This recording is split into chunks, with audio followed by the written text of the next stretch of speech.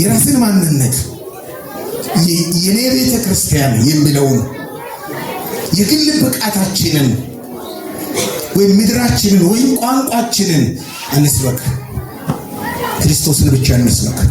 እዚህ ቦታ ክርስቶስ ብቻ ትልቅ። በእግዚአብሔር ቤት የመጨረሻ ትልቅ የሚባል ሰው የመጨረሻ ውራጅ የሚባል ሰው የለም። ሁላችንም በጌታ ቤት እኩል ነን። ክብር ለኢየሱስ ይሁን። አሜን ትላላችሁ? መጋቢውም የመነው አዎ የእግዚአብሔር ልጆች ነን። ልጅነታችን አንድ ያደርገናል አይደለም? ታዲያ ልጅነታችን አንድ ያደርገናል። ይህ ማለት ግን የመሪነትና የኔነት ልዩነት የለም ማለት ግን የአመራር ኃላፊነት ቤት እንኳን አለ አይደል? አባወራ ይመራል አይደል? ቤት እንደዚህ የሚመሩ ሰዎች አሉ። ለሚመሩ ሰዎች አክብሮት ሊኖረው ይገባል። የሚመሩ ሰዎች ደግሞ ለሚያገለግሉት ሕዝብ አክብሮት ሊኖራቸው ይገባል። ጌታ ዕድሉን ስለሰጠኝ እንጂ ስንት ጠቅም ያለው ሰው እዚህ ጋር ተሰውሮ ቁጭ ብለው ለዚህ የቆምኩት ስንት ነገር ስንት ትምህርት የሚያውቁ እግዚአብሔር ስንት ጥበብን ስንት ዕውቀትን የሰጣቸው ሰዎች እዚህ መካከል ቁጭ ብለው ይሰሙኛል። ስለበለጥኳቸው አይደለም፣ ጌታ ዕድሉን ስለሰጠኝ ነው። ፊት የምንቆም እግዚአብሔር ዕድል ሰጥቶናል። ሊነሳም ይችላል። እግዚአብሔር ዕድል ይሰጣል፣ ዕድልን ይነሳል። ከሳኦል ነሳው አይደለ? እግዚአብሔር ማንሳት ይችላል። አንቀልድ አንድ ካልቾ ይበቃል። የቃል ካልቾ ንቅ ያለው አለ እግዚአብሔር ይናቀው ሰው ማንም አያከብረውም። በእግዚአብሔር ከመናቅ እግዚአብሔር ይጠብቃል።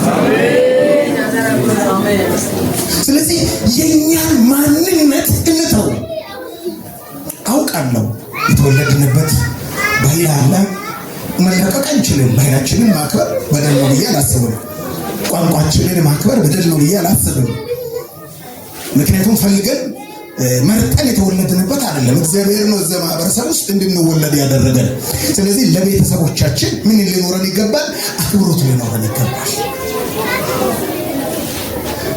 እንደውም አንድ ጊዜ መዝሙር ላይ ማን ነው በእግዚአብሔር ተራራ የሚኖር የሚለውን ነገር ዝርዝር ሲያነሳ የገዛ ቤተሰቦቹን የሚያከብር ይላል አይደለም? ማክበር ኃጢአት አይደለም። ቤተሰብን ማክበር፣ ማህበረሰብን የተወለድንበትን ማህበረሰብ ማክበር ነውር አይደለም፣ ኃጢአትም አይደለም። ግን ደግሞ ሌላኛውን እየተጫነ ሊሆን ይገባል። እሱ ላይ ከፍተኛ ጥንቃቄ ልናደርግ ይገባል። እንደዘመርን የምንኖር ልንሆን ይገባናል። ስለዚህ የዚያን ጊዜ የእግዚአብሔር አብሮነት ከኛ ጋር ይሆናል። ሁሌም ክቡር እንሆናለን። ሁሌም እግዚአብሔር ምርኮን ያበዛልናል የሚለውን ነገር ተናግሬ ጨረስኩና ስለ ጸሎት ተነሳ። ሁለተኛ ጸሎት አሁን በቤተ ክርስቲያን ውስጥ ባጀት የማይበጀትለት አገልግሎት ነው። ይሄ ጸሎት መሪዎች ካላችሁ ትኖራላችሁ ብዬ አስባለሁ። የአገልግሎት ሁሉ ምንድነው ልበላችሁ? ዘይት ነው ልበላችሁ። ሞተር ያለ ዘይት አይንቀሳቀስም፣ ይደርቅና ይሰበራል። ጸሎት ያለሰልሳል የሰው ሕይወት። የሚጸልይ ሰው ለሰው በረከት ነው።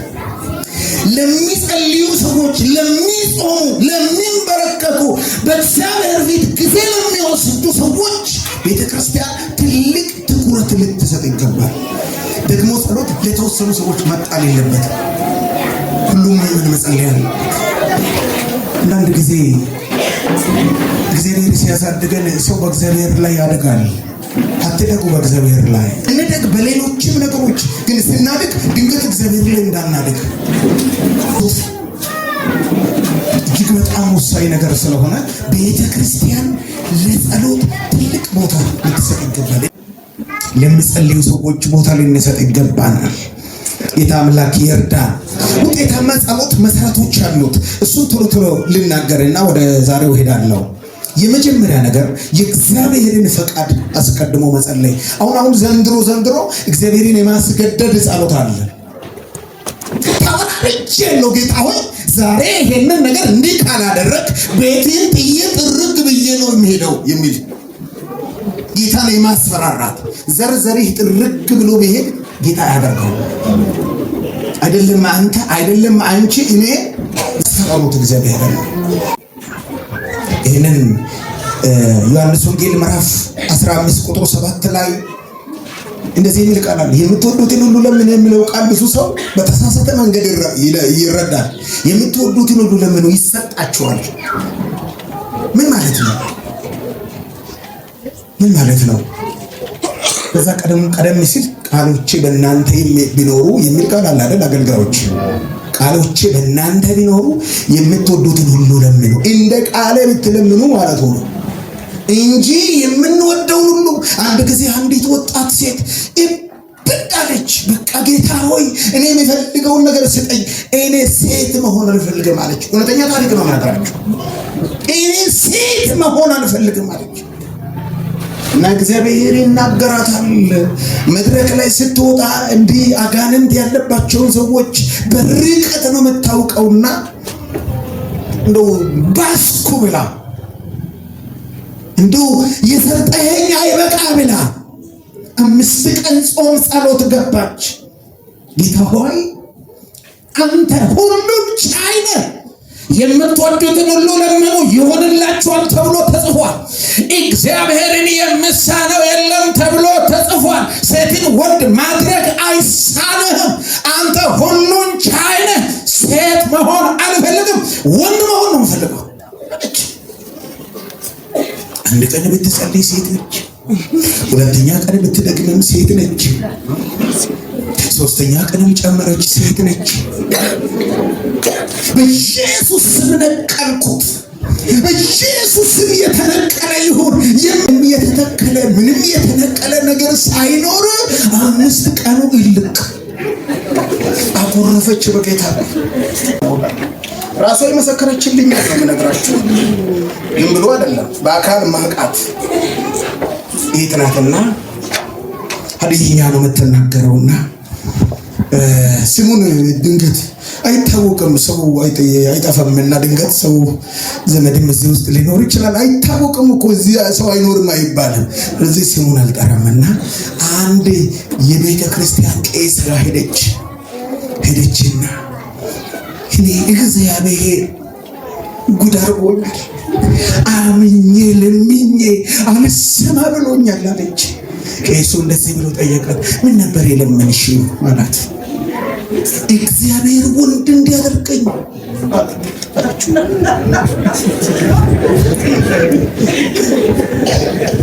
ቆይ ቄሱ በጣም ተደነቀና ቆይ ወንድ መሆን የፈለግሽበት ምክንያት ምን ነበር ብሎ ጠየቃት። በጣም የተረጋጋ ሰው ነበርና አብደሻልም አላላትም። አይኑሯን ጠብቆ ሳታርጓትም አላላትም።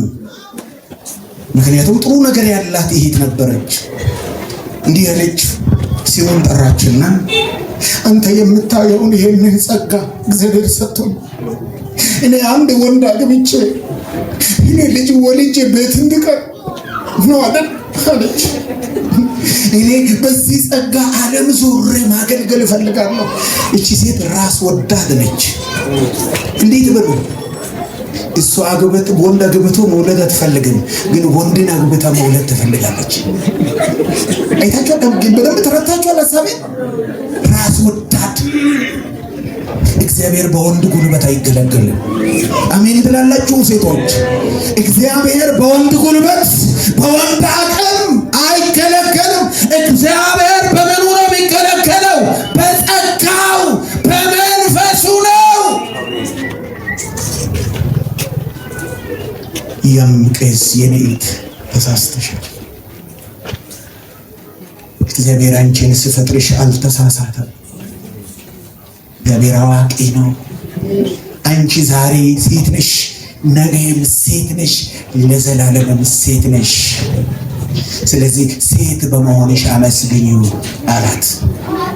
ስለዚህ አንዳንድ ጊዜ ዘንድሮ ስለ ጸሎት የሚያስተምሩንን ሰዎች ንጠቀው ውረሳው ብለው ስለሚሉ የመውረስ መንፈስ ይዞናል። እግዚአብሔር ያውጣን። አሜን በሉ ቴልቴዎች፣ አሜን።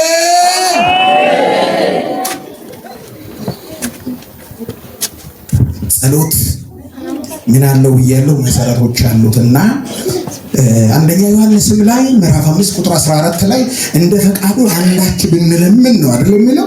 እንደ ፈቃዱ አንዳች ብንለምን። ስለዚህ የእግዚአብሔርን ፈቃድ ማስቀደም መቻል አለብን። ለእግዚአብሔር ክብር ለሌሎችም ጥቅም በረከት በሚሆን መልክና መንገድ ነው መጸለይ ያለብን። አንዳንድ ሰዎች የጠሉትን ጎረቤት ለመንቀል ጾም ጸሎት ይገባል። በኢየሱስ ነቀልኩት፣ በኢየሱስ ነቀልኩት። እግዚአብሔር ትልቅ አምላክ ነው። እኛ ቤት ያሳደግነው ውሻ አይደለም። ያዝ ብለን ማንንም ለመያዝ አጠፋለሁ ብሎ የሚያስፈራሩ ሰዎች እኮ አሉ።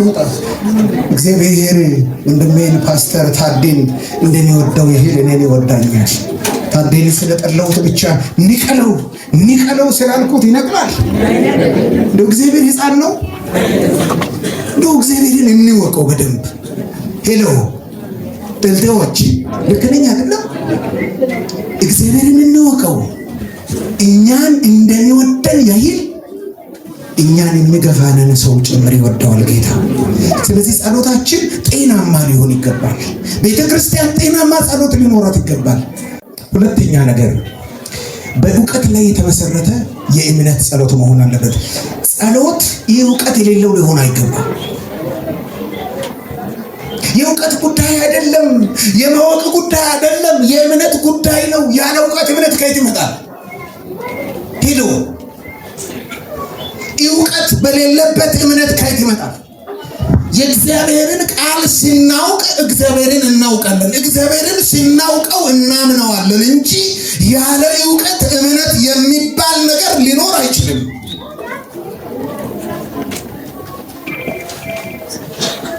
እየሰማችሁኝ ነው? እስቲ እየሰማችሁ ከሆነ እጃችሁን አንቀሳቅሳችሁ ያሳዩ። አመሰግናለሁ። በጣም ጥሩ ሰዎች ናችሁ ማለት ነው። ቀጥ ብላችሁ እያስገባችሁ ናችሁ። እሱ ከሆነ ጥሩ ነው።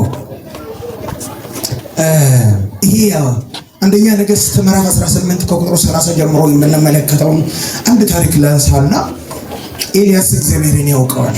ምድር በሙሉ በጥንቆላ ነቢያቶች የተሞላችበት ዘመን ላይ እስራኤል እግዚአብሔርን ከማምለክ ወደ ኋላ በተመለሰበት ዘመን፣ ሰው ወደ ኋላ በተመለሰበት ዘመን የእስራኤልን አምላክ የሚያውቅና የሚያምን ሰው እግዚአብሔር እሳቱን ከሰማይ እንዲያወርድ መሠዊያ አዘጋጅቶ በመሠዊያ ላይ ጉድጓዱ ላይ ሚናስደፍቶ ዋስ ደፍቶ እግዚአብሔርን እሳት ለምን። እምነት ማለት ይሄ ነው። አንዳንድ ሰዎች እምነትን እምነት ነው ብለው ያስባሉ። አንዳንዱ እምነት ነው።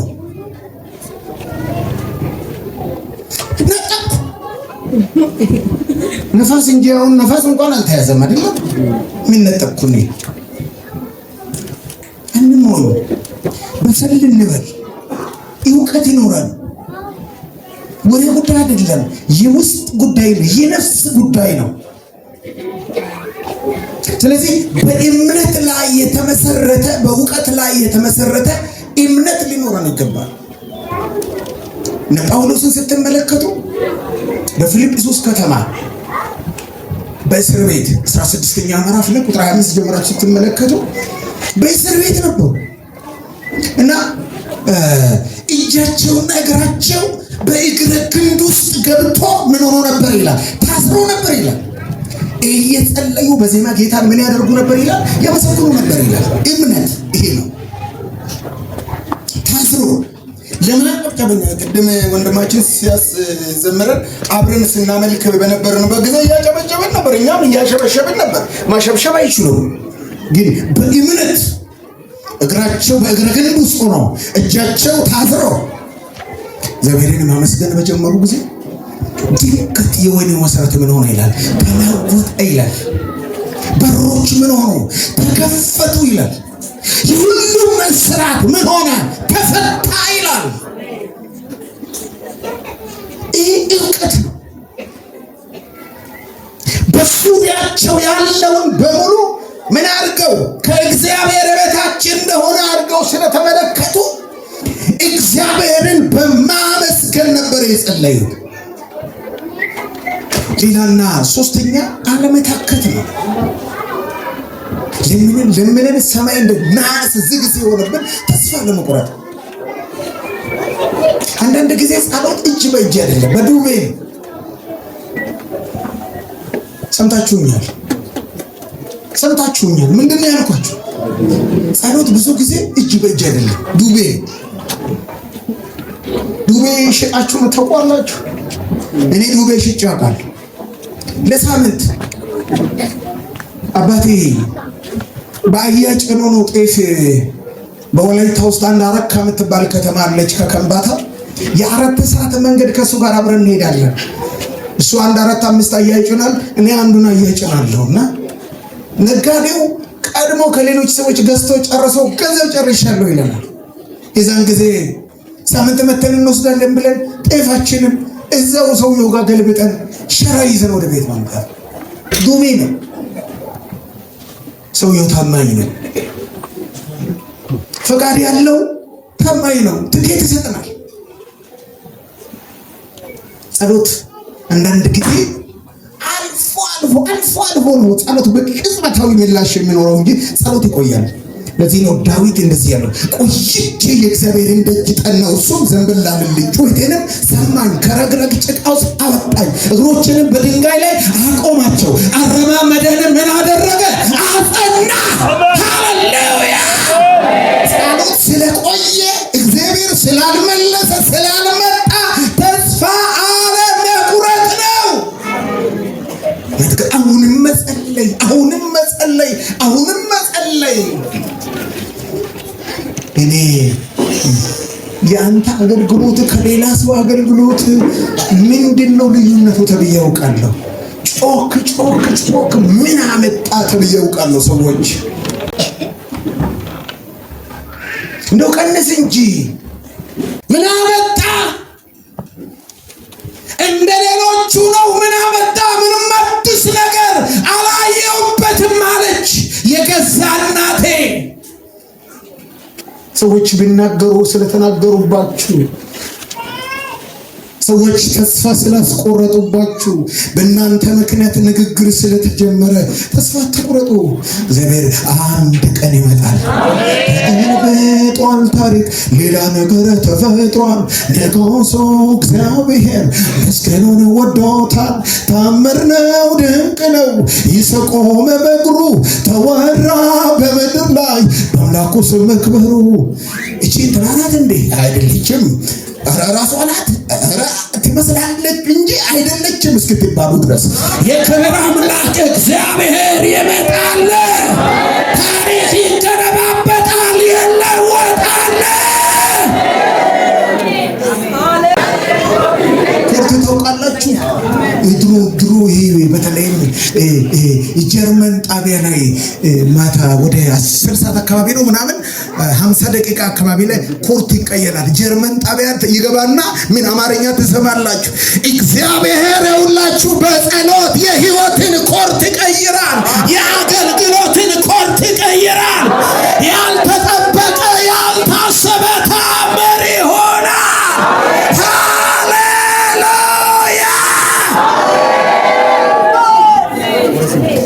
ትዕግስት ያስፈልጋል። እንደውም ኢየሱስ ክርስቶስ ያላት ሴት አለች አይደል? ሉቃስ ወንጌል 18ኛ ምዕራፍ ላይ ነበረች። ከባለ ጋራዬ ፍረድልኝ እያለች አንድ ዳኛ ነበር አለ ጌታ ኢየሱስ። እግዚአብሔርን የማይፈራ ሰውንም የማያፈር አንድ ዳኛ ነበር ይላል። እዛ ከተማ ውስጥ አንዲት መበለት ነበረች። እየመጣች ከባለ ጋራዬ ምን አድርግልኝ ትለው ነበር፣ ፍረድልኝ ትለው ነበር። ሰውየው እግዚአብሔርን የማይፈራ ነው፣ ሰውን የማያፈር ነው፣ ቦታ የማይሰጥ ሰው ነው። ሴትዮ ግን በየማለዳ ሳታቆም ትመጣለች። መጨረሻ ላይ እንደዚህ ነበር ያለው አይደል ሰውየው፣ እቺ ሴት ሁሉ ጊዜ መጣች፣ ሰላሜን እንዳትነሳ እንዳታስጨንቀኝ ምን አደርግላታለሁ? እፈርድላታለሁ አለ ኢየሱስ። እንደዚህ ያለ እንግዲህ አመፀኛ ዳኛ ያለውን ሰማችሁ። እግዚአብሔር ለሚወዳቸው ምርጦቹ ለምታገሳቸው ፈጥኖ አይፈርድላቸው። ምን እውነት እላችኋለሁ ምን ያደርጋል? ፈጥኖ ይፈርዳል።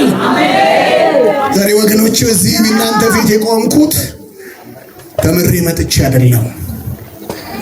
ከመጣው በኋላ ነው እሱ ያስተማረኝ ቤቱ መጽሐፍ ቅዱስን በቅጡ ማንበብ የማልችል ሰው ነበርኩ። ያስቸገራችሁ ግራ የገባችሁ ሰዎች ካላችሁ ለማጸለይ እያላችሁ የዞራችሁ አትቸገሩ። ተንበርከኩ፣ ባላችሁበት ይመጣል የክብር ጌታ። ታሪካችሁ ይገለበጣል። ቤተክርስቲያን ለማደግ ለመለወጥ፣ ለአገልጋዮች በረከት፣ ለመሪዎች ጸሎት ያስፈልጋል። ምላሽ ቢዘገይ እግዚአብሔርን በመጠበቅ ትዕግስት በጸሎት ውስጥ ከሚያስፈልጉ ነገሮች ሌላው ትዕግስት ነው። ሌላው በልብ ውስጥ ያለውን ማንኛውንም ቂም ማስወገድ ነው። ብዙ ጊዜ ጸሎታችን ምላሽ የማይኖረው እኛ በተለይ ኢትዮጵያውያን ቂም ቶሎ የምንለቅ አይደለንም። እንለቅም ቂም የሆነ ነገር ያደረገብንን ሰው እንረሳ፣ ያንን ሰው እንረሳ። እግዚአብሔር ታሪክ ገልብጦም ለውጦም ታድጉ በር ከፋች ናቸው።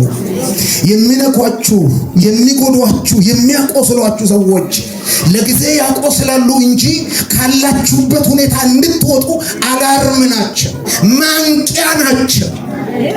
እኔም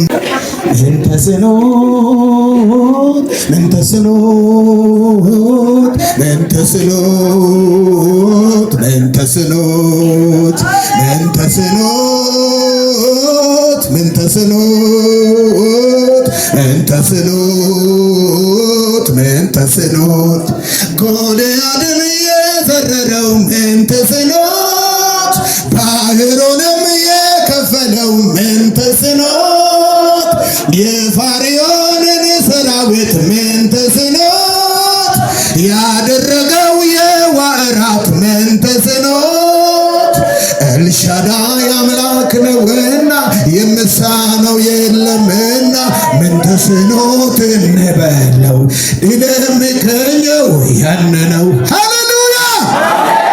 በጸሎት የማይቻል ይቻላል፣ የማይያዝ ይያዛል፣ የማይደረስ ይደረሳል፣ ዝግ የሆኑ በሮች ይከፈታሉ።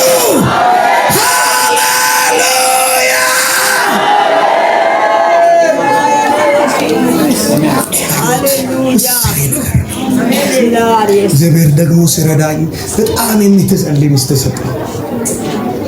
እንደዚህ እግዚአብሔር ቸርነት ሲያደርግ እኮ ደግ ነው። እግዚአብሔር ቆንጆ ሚስት ነው የሰጠኝ። በቃ በርካ ካለች ማልቀስ ነው በስራ የእሷ ጸሎት ደግሞ ከፍ አደረገኝ። ክብር ለጌታ ይሁን። ጸሎት በጣም ወሳኝ ነገር ነው። ህይወታችንን የመራ ነው በጸሎት ነው። በእውነት ምንም መመኪያ የሌለኝ ሰው ነኝ። ምንም ከዲያ ቤተሰብ ከገጠር ውስጥ የተማረ ማህበረሰብ ካልነበረበት ውስጥ እግዚአብሔር የሆነ ጊዜ ልቤን ነካ። ወደ ጸሎት መለሰኝ። እጁን አየው፣ በጸሎት ክብሩን አየው፣ ታሪክ ሲገለበጥ አየው፣ መለኮታዊ ኃይሉን አየው፣ መንፈሳዊ ክብሩን አየው። ቤተ ክርስቲያን ለጸሎት ቦታ መስጠት አለባት። ቂም መተው ያስፈልጋል። በተለይም ጌታ ኢየሱስ ክርስቶስ ማርቆስ ወንጌል ላይ እንደ ያላት ነገር አለች። በጣም የሚገርመኛል። ለጸሎት በቆማችሁ ጊዜ ማንም ላይ አንዳች ቢኖርባችሁ ይቅር በሉ። አንዳች ትንሽ ነገር ካለች ማለት ነው። ቂም የምትይዙ ሰዎች ጸሎታችሁ ውጤታማ አይደላችሁ። ሌላውና የመጨረሻው በዛ ሐሳብ ላይ ወደ ሌላው ነጥብ ለመሄድ አልችልም። እዚህ ላይ ነው ያበቃው። እቺን ነገር ልጨርስና ሁለት ነጥብ አሳይመንት ነው። ሌላ ጊዜ ጌታ ከረዳኝ አገለግላችኋለሁ። እንደው እቺን ቆጥባችሁ ተጠቅሙ። ሄሎ ሰምታችሁኛል? እቺን ቆጥብ አድርጉና ተጠቀሙ። የመጨረሻ ነገር በምስጋና ነው። ጸሎት ምስጋና ይፈልጋል።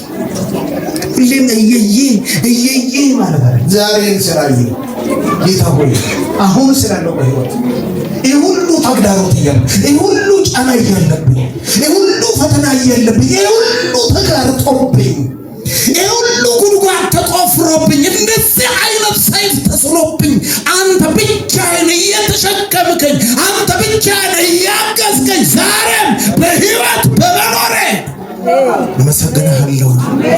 አመስግን ምስጋና ምስጋና እንዘምራለን። እቺ መዝሙር ዘምረን እንጸልያለን። እንደው ከመዘምር ሰው ጋር ያወራል። አምላኬ ለጌታ ስግደትን ጨምሬ ምስጋና ምስጋና ምስጋና መልካም ነው ዝማሬ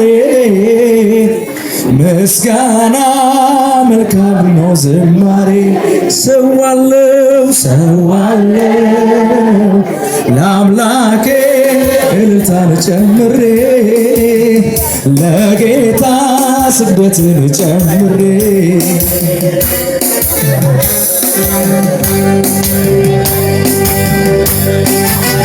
ምስጋና ምስጋና መልካም ነው ዝማሬ ምስጋና ምስጋና መልካም ነው ዝማሬ ሰዋለው ሰዋለው ለአምላኬ እልልታን ጨምሬ ለጌታ ለጌታ ስግደትን ጨምሬ ምስጋና ምስጋና ምስጋና መልካም ነው ዝማሬ ምስጋና መልካም ነው ዝማሬ ሰዋለው ሰዋለው ለአምላኬ እልልታን ጨምሬ ለኢየሱስ ስግደትን ጳውሎስና ሲላስ በእስር ቤት ተጥለው እያሉ በእስራት መዝሙር ሲዘምሩ ለጌታ የእጃቸው ሰንሰለት ተፈታ። ምስጋና ምስጋና ምስጋና መልካም ነው ዝማሬ ምስጋና ምስጋና መልካም ነው ዝማሬ ሰዋለው ሰዋለው ለአምላኬ እልልታ ለኢየሱስ ስግደትን ጨምሬ በሱ ሸባሲ ምስጋና ምስጋና መልካም ነው ዝማሬ ምስጋና ሰዋለው ለአምላኬ እልልታን ጨምሬ ለጌታ ለጌታ ስግደትን ሌሊቱን በሙሉ ስለፋ አንዳች የሚያሳሳ ጠፋ መርከቤን ለጌታ ስሰጠው መረቤ በዓሣዎች ሞላ ምስጋና ምስጋና መልካም ነው ዝማሬ ምስጋና መልካም ነው ሰዋለው ሰዋለው ለአምላኬ እልልታን ጨምሬ ለጌታ ስግደትን በምድረ በዳ የሆነኝ ጥላ ያኔ ተሸከመኝ ሆኖኝ ከለላ ያኔ ተሸከመኝ ሆኖኝ ከለላ ዛሬም ኢየሱስ ከኔ ጋር ነው ጊዜና ሁኔታ የማይለውጠው ጊዜና ሁኔታ የማይለውጠው ጌታ ነው ጌታ ዛሬም ጌታ ጌታ ነው ጌታ ጌታ ሌላ ነው ጌታ ዛሬም ጌታ ጌታ ነው ጌታ ድል አስለምዶኛል ማሸነፍ ወይቼው አልፋለሁ ማነው ሲሆነኝ ኢየሱስ ነው ጉልበቴ ስላሊ የሰጠኝ አሸናፊው ጌታ አሸናፊ ያደረገኝ ዘመን መጣመጣ የዜማ ወራት ኢየሱስ ሊከብርበት ሲመለክ በቤቱ ያማረ ዝማሬ ክብሩን ደስ የይሁዳ አንበሳ መታመኛዬ መታመኛዬ መደገፊያዬ መታመኛዬ ላስለምዶኛል ላስለምዶኛል ማሸነፍ ማነው? ኢየሱስ ነው ጉልበቴ ሰላምን የሰጠኝ አሸናፊው ጌታ ዘመን መጣበቃ የዜማ ወራት ኢየሱስ ሊከብርበት ሲመለክ በቤቱ ያማረ ዝማሬ እልልታው ለሱ ነው፣ ጩኸቱ ለሱ ነው፣ ጭብጨባ